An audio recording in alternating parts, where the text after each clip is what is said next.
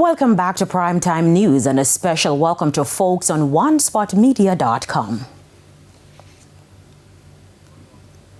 We begin this evening with news that has sent shockwaves across the country. Member of Parliament for Central Kingston, Donovan Williams, and members of his team reportedly came under gunfire from thugs in the constituency last night. Mr. Williams, though, is asking his supporters to stay calm and not fight back after the gun attack. Reports are that armed men exit a car and fired shots at Mr. Williams and a group of Jamaica Labour Party JLP supporters while they were putting up campaign posters.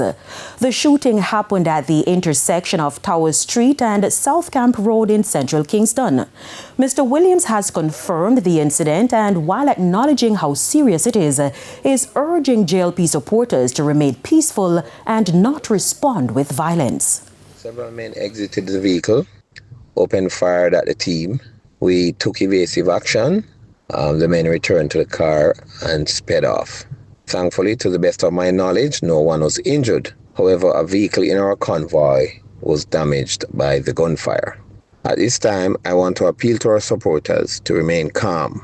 We will not be intimidated, but I appeal for calm. The police have been informed and are actively investigating the incident.